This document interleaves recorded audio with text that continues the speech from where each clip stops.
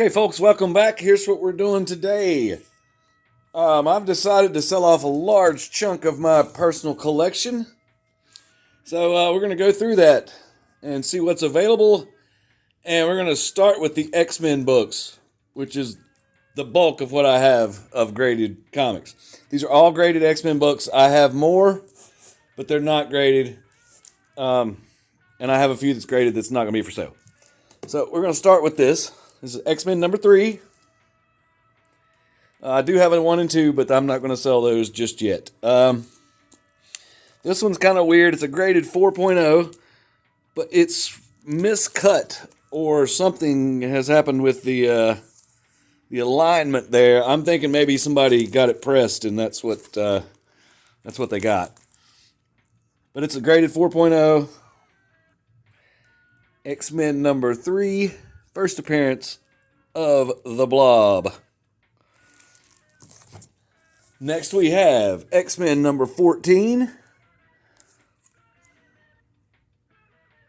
These, of course, are Jack Kirby covers. Jack Kirby art with Stan Lee stories. This is the first appearance of the Sentinels. Origin of Angel. Sorry for the glare. That's just kind of how it is. That was X-Men 14. Here's an X-Men 15. This is second appearance of the Sentinel, Origin of Beast. So they would have a backup story with an origin for each one of the X-Men at the end. Actually, that says Stanley story. Kirby Ayers cover. Werner Roth. Dick Ayers art, Jack Kirby layouts. So Jack Kirby was just doing the layouts, I suppose, on these. But he still did the covers, and they're awesome. X-Men number 16, third appearance of Sentinels. I want to think this was first master mold. Maybe they just didn't list it, or maybe this wasn't it. I don't know. This one's a 4.5. Page quality on this one's cream to off-white pages. That's a little... It's not ideal, but, you know, it's what it is. So that was number 16. I don't have a 17. Here's 18. This one says Magneto appearance. Pretty good cover.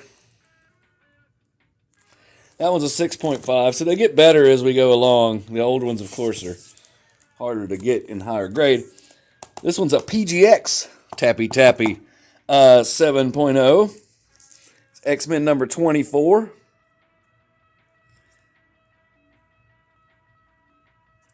And this one says... it just lists artists and writers. Doesn't have any information on any kind of keyness or anything, appearances or anything. This is X-Men number 28. This is the first appearance of Banshee and the Ogre. I don't even know who the Ogre is. This is first Banshee.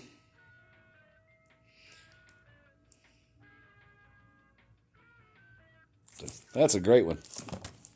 That's a 4.5, a very modest 4.5. This one is X-Men number 31. This is a 6.5. As you can see, they're getting nicer. First appearance of the Cobalt Man.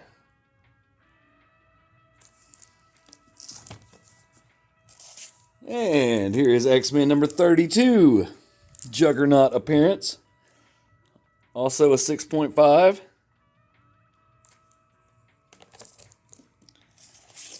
And here's a number 33. Juggernaut and Ancient One and Doctor Strange appearance.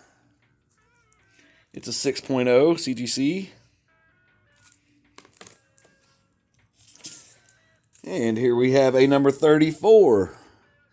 This one has a double cover.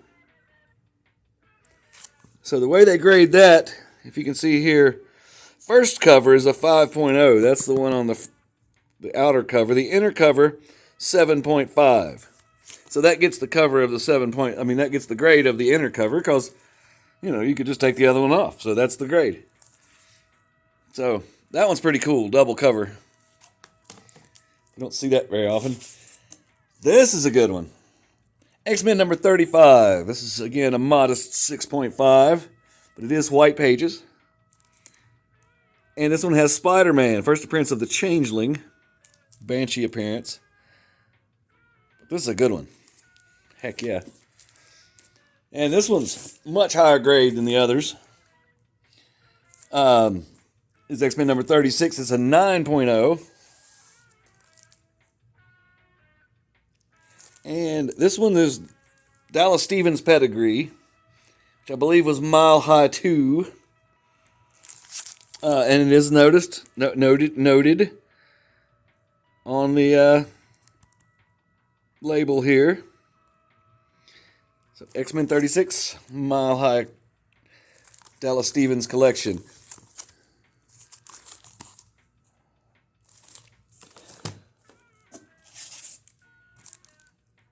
Here is X-Men number 43. This one says Magneto, Quicksilver, Scarlet Witch appearances. It is a 6.5. That is number 43. Here is a number 51. It says first appearance of Eric the Red, cameo, Origin of Beast, Magneto appearance. It is a 6.5.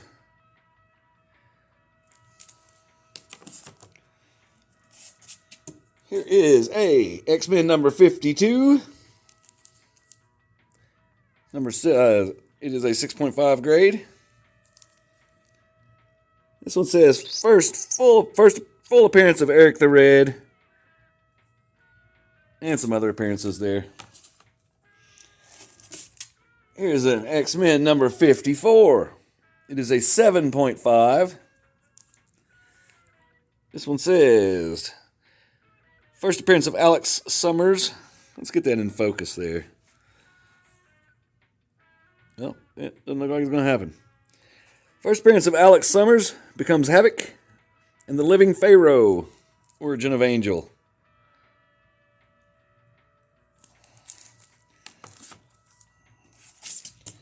And this is a number 55, 7.0. Alex Summers finds out he is a mutant, Origin of Angel. Now we're on to at this point, Stan and Jack are gone, and it's Roy Thomas. That is a Barry Windsor-Smith cover, and gosh, it's a good one. Okay, this is the last original story of Silver Age X-Men, is X-Men number 66. You can see the old-style CGC label there. Lot less information on the labels back then. Much smaller text. It is an 8.0, though. A lot of people think if you find the ones with this label and resubmit them, you'll get a higher grade. I don't know that this would be much higher. I think with a press and clean, it could be a lot higher. But as it sits, I agree with the 8.0. Okay. This one is number 93. This is the one right before number 94 where they did the all new, all different X-Men relaunch. This will be a reprint, of course. I don't know of what. Doesn't matter. This is a 7.0. So that does it for the Silver Age section. And like I said, there's a few more that I don't have here because I'm not really trying to sell them, and I'm not 100% sure I want to sell these. But can't take it with you, you know. So here we go. X-Men number 108. This is the first John Byrne X-Men. It's a 9.4 off-white to white pages. Let's see, we got Starjammer's appearance. Corsair revealed as father of Cyclops and Havoc. So this is, of course, Chris Claremont, John Byrne, with the John Byrne Begins. X-Men 109. This is the first appearance of Weapon Alpha. 8.5. I guess Weapon Alpha was the Vindicator? Or Guardian, or whatever. The guy's got a lot of names. Okay. X-Men number 117. First appearance of Shadow King, Origin of Professor X. It's a 9.4 white pages. I had much higher standards on these Bronze Age. Here is number 119. Moses Magnum, Sunfire, and Misty Knight appearances. It's a 9.4. If I'm not mistaken, that's the one where Banshee screams so much and so loud that he loses his powers and has to retire. This one's awesome. X-Men 120. It's a 9.4 white pages. This is the first appearance of Alpha Flight in Cameo, first appearance of Vindicator. So this is the Alpha Flight key right here. This is 9.4 white pages. Here is X-Men number 121. First full appearance of Alpha Flight. This one's only a 7.0. It's got a little stain there. That's probably what's alone is making it the 7.0. Oh wow, it's got some pretty serious foxing on the back too. So yeah, that one's got some problems. But 7.0. I'm not sure I even agree with that. It could be lower. X-Men 123. It's a 9.4 white pages. That's got a Spider-Man appearance. And they're in Murder World, being tormented by Arcade. Okay. This one's 9.6. 124. Colossus becomes proletarian, as you can see. He gets all Soviet. That's a 9.6 white pages.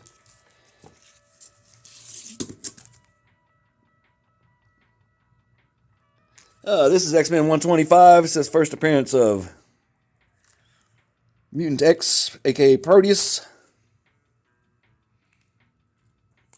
You can see there got a lot of Phoenixes starting to flex a little bit.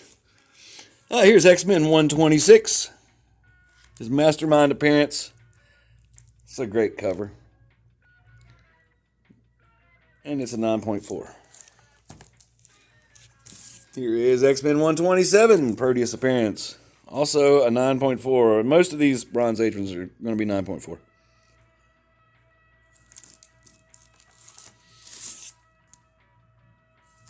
Also a Proteus appearance. X-Men number 128.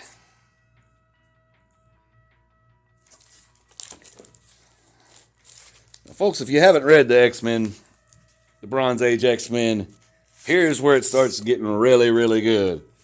X-Men number 129. First appearance of Kitty Pryde, Sebastian Shaw, and the White Queen. I think this is technically when or according to some, when the Dark Phoenix saga starts. So we got the Hellfire Club showing up and all that. It is a 9.4 white pages. This is a major key issue. This one, X-Men 130. This is the first appearance of Dazzler. That's an awesome comic in and of itself. John Romita Jr. cover. Early Romita Jr. And I've got two of those. Now back then, sometimes they would do this. That's the newsstand. And that's the direct edition. If you look, the barcodes are completely different too. Well, maybe not. They just blacked it out right there. But anyways, that's part of the comic. It's not, nobody did that. That's printed like that. And then you can see the newsstand has the square box here. The direct has a diamond here. A little bit of trivia for you. That's why Diamond Distribution named their company Diamond, because this was on the direct ones and they did the direct sales. X-Men 131, second appearance of Dazzler. And this one, of course, has the Spider-Man logo, because they don't need a UPC just to mark it out. So it's also 9.4 white. And this one, Phoenix Becomes Dark Phoenix. 9.4 white pages. So it's really getting good at that point. And this one's great. I remember submitting this years ago and being shocked I got a 9.8 on something. This is X-Men 135. First appearance of Senator Robert Kelly. Also appearances of Reed Richards, The Thing, Spider-Man, Doctor Strange, and Silver Surfer cameos. That's a great cover, too. And it pretty much sums up what's going on. She's completely out of control at this point. Which leads to this. X-Men 136. This one's actually in the new style thing. I got this back recently. I actually have two of them. This one's in this is the old, not the old label like we saw in that Hulk book, but the X-Men 66. But the one they used for a long time before they switched over recently to this. So you can see the difference on the labels there for the exact same book. So these are both 9.4s. It says Lilandra appearance and President Jimmy Carter cameo. So Jimmy Carter's in there. This one, X-Men 137, Death of Phoenix. Got that in a 9.6. It's off white to white, though. It's not white pages. Still an awesome comic. So that pretty much ends the Dark Phoenix saga. Here's the X-Men 138. Cyclops quits the X-Men. This one's a 9.6. So there's that. Here's an X-Men 139. Kitty Pryde joins the X-Men. Alpha Flight appearance. Wolverine dons new costume. I guess that would be the brown one? Yeah. So this is first brown costume Wolverine. First appearance of Heather Hudson from Alpha Flight. So, yeah, that's a good one. And here's two copies of X-Men number 140. Alpha Flight disbands and they fight the Wendigo. One is a 9.2, one is a 9.4. Let's look at them individually. Both of them have white pages. This is a really cool comic. This may be my favorite comic of all time. This one's not for sale, but we'll look at it anyway. X-Men 141, Days of Future Past. Great comic. You see this cover. That is an iconic, incredibly iconic cover, and you see tributes to this cover all the time. Great cover. We'll set this over here aside because I ain't selling that. And this is part 2 of Days of Future Past, so I guess I'll be keeping this one as well. Great story arc. If you haven't read it, read it. This one's a 9.6, but I'm keeping that. So you can get one, but you ain't getting that one. Okay, X-Men 143. Solo story, Kitty Pryde. This is a Christmas issue, and she's home alone and in the X-Mansion, and that thing shows up. So, yeah, that's a good one. That was a 9.6. Here we have X-Men 144. It's a solo Cyclops story. That's a 9.4. White pages. Here we have something unique. Well, I'll show you this one. This is a 9.8 X-Men number 145. It's got an awesome Doctor Doom and Storm cover. That is a 9.8 white pages. And this one is the same comic, but this one's an 8.0. But if you notice, it says, From the Estate of Dave Cockrum. Now, I bought a few of these. This one, oh, it doesn't have the sticker. I bought a few of these for... Thought I bought them from Heritage, but it's just got a Comic Link flyer in it. Anyhow, not sure what that's about. I'm pretty sure I bought these from Heritage. But they did an auction where they sold off some Dave Cockrum, some of his personal collection. And I was lucky enough to get this one. I also got a giant size X-Men one, not for sale. It's a Dave Cockrum's copy. And there was a few others. They sold quite a few, but I only could afford some. So there's a few more in here. I think a couple more in here. So let's go to the next box. Is this the last box? Last box. And these are pretty much going to be 9/8 from here up. Here's an X-Men 146. Dr. Doom and Arcade in Murder World. And I don't quite have a full run up here. There's a few missing from in this 9/8 run. X-Men 147, also Dr. Doom and Arcade in Murder World. Be the other part of that. Here's a 149. This is cameo of Magneto. This one's weird because Kitty Pryde's starting to... I think she wants to call herself Sprite and starts wearing this very strange costume, which didn't last long, thank goodness. Here's an X-Men 150. I've always loved this cover. It's just a great one. It is a double-sized issue. They fight Magneto. Here's a 9.8.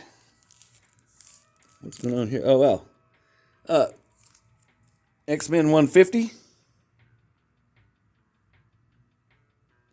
And the oh wow was because I thought there was something wrong with it, but it's just you can see through the cover a little bit in the logo.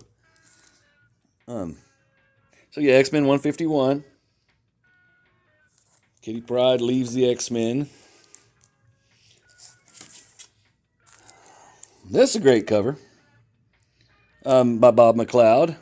X-Men number 152.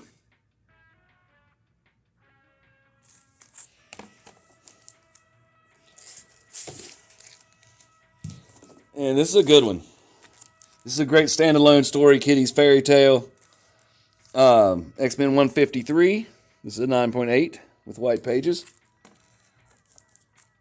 And that's one of the ones, it's one of my favorites, so I had to buy this when I got the chance. Dave Cockrum, again, from the estate of Dave Cockrum. Sorry about the wobble. This one's an 8.0. But yeah, that's Dave Cockrum's copy. Here's an X-Men number 154. White pages. Here's the notes on that, if you can read that. Yeah. So this one is first appearance of the Brood. This one's going to be highly speculated on in the very near future. 155. First appearance of the Brood. And that's, I guess, we started the Brood Saga. There's a 156. Awesome Starjammers cover. At this point, after 142, Dave Cockrum came back and was drawing X-Men again. I like Byrne and Cockrum, so either one is fine with me. They're both fabulous artists on X-Men. Here's an X-Men 157.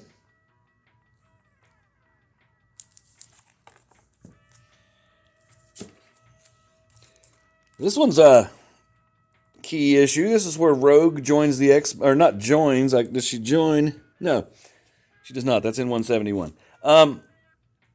She first appears in the X-Men. It's not her first appearance, but it is the first time she's in an X-Men comic. That's X-Men 158. It's a 9.8. That's a key. And I guess we're not in the Brood Saga. Technically, they've appeared, but it's not. We're not in that saga yet, if you want to look at it that way. Here's X-Men 159. This is, I think Storm gets bitten by Dracula, which can never end well. If you get bit by Dracula, that's always a problem. And this is a little bit out of sequence, but this I also have this. It's X-Men Annual 6. That's... I can't remember if that's the second part, or I'm sure it's... Yeah, I'm sure it is. This is actually a Bill Sienkiewicz cover. That's the, finale of the Storm Dracula. It could be the other way around. I don't know. But Storm gets bit by Dracula, and yeah. Here's a key issue: X-Men 160. First appearance of Magic. Ilyana Rasputin.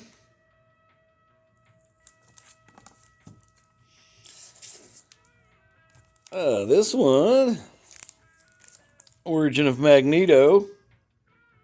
X-Men 161, also 9.8. And at this point, I think we're going to say the Brood Saga starts. This cover is great. What a fabulous cover. Synopsis: Wolverine gets brood embryo growing inside of him, and his mutant, he can't be doing that to Wolverine because he's got a mutant healing factor, so it didn't work. So he frees himself from the brood. He's not going to get turned into one like the rest of them might. This is an early Carol Danvers appearance. X-Men 163, which would lead to the next issue, which I do not have. I was never able to get a 9.8 copy of X-Men 164. That's where Carol Danvers becomes binary. It's a great comic, but I don't have it. Speaking of covers, like I just said, the Wolverine was a great cover. Look at this one. This won some kind of award back in the day for cover art. It is by Paul Smith. We've now entered the Paul Smith run on X-Men. Yes, this is the first Paul Smith X-Men. So, he was also a great X-Men artist, so. Okay, anyways, X-Men 166 is a double-sized issue. This is where they finally defeat the Brood, mostly. Also, first appearance of Lockheed. And some other things. This is a great comic. And then they return to Earth. X-Men 167. They have a little bit of a skirmish with the New Mutants because they don't know who they are. Why are you in our house? And then Professor X turns into a brood and possibly dies. He dies a lot. Here's X-Men 170. This one's only a 9.6. But this is a great comic. That's where Storm fights Callisto for the leadership of the Morlocks. Hey, this one, it's got a little flake in it. Okay, much better. This is X-Men 171. This is where Rogue joins the X-Men. And of course it says, hope you survive the experience, because that's what they say when you join the X-Men. And this has a Walt Simonson cover. Also Walt Simonson art. So that's pretty awesome. So yeah, I like Walt Simonson. This comic is very undervalued. X-Men 172. Wolverine goes to Japan to marry Mariko Yoshida. This is the second part of that. X-Men 173. Now, these directly tie into the Wolverine Limited Series, and I think they should be noted, more recognized for that, because, if you're going to if you have the Wolverine Limited Series, in my opinion, you need these. That's just, again, my opinion. I guess you really need any of them, but if you're gonna do it right. X-Men number 176.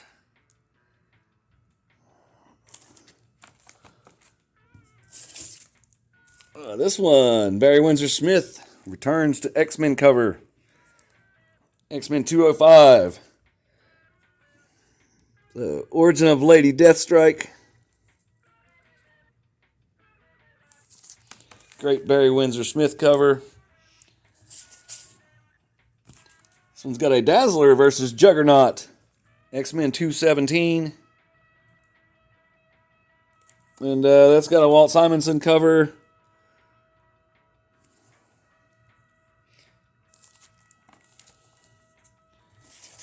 Here's an iconic cover for you. Sadly, it's only a 9.4, but, it's still really good. It's near mint. It's got the classic cover. And if you notice, they're starting to really thin out. The run has ended. And I'm just going through getting a few keys at this point. There's not very many left in the box. But there's this. It's a 9.4. This is, of course, the first appearance of Gambit. Or is it? Because it's not. But it's noted as first appearance of Gambit. But there's X-Men Annual 14. Gambit, there's a story in there with Gambit's on every page. It's listed as a cameo, but it's not a cameo. But this comic's just cooler than that one. So we'll call that the first appearance of Gambit just because it's cooler. Why not, right? Okay. What's this one? Why is this key? First appearance of Trevor Fitzroy. We're in the Will Portasio era now. Or at least he did that cover. Here is this. X-Men 289. Also Portasio cover, if I'm pronouncing that correctly. It's a good cover. We're going to skip to X-Men number 300. John Romita, Dan Green cover. That one's got the... it's the 90s. It's 1990. 1993. So comics start looking like this for a while. With the holographic X-Men logo cover by John Romita. Very shiny. And this one's unique. X-Men 342. This is a variant cover by Joe Madura and Tim Townsend. So that one's probably fairly rare in a 9.8 if I had to guess, and that is a guess, so don't hold me to that. And I guess this is the last of the graded X-Men collection that we have here. X-Men 350. This is 1997, and there's still some hologram going on, some sparkle foil, very shiny. It's a double-size issue. The case is actually even thicker for the CGC case. And again, that's Joe Madura, Tim Townsend cover. So, these are all, I hate to say it, breaks my heart, but these are all going to be for sale. I'm going to be listing them on eBay. The video will probably be up before the eBay listing, so if you really see something you can't live without, you can probably contact me and we can maybe work something out. I still like to go through eBay just for the protection of the whole thing, but they do charge a percentage, so maybe you can talk me out of that. I don't know. Keep an eye out because I'm going to be selling a whole lot more stuff coming up very soon. Thanks for watching. Like and subscribe. Bye.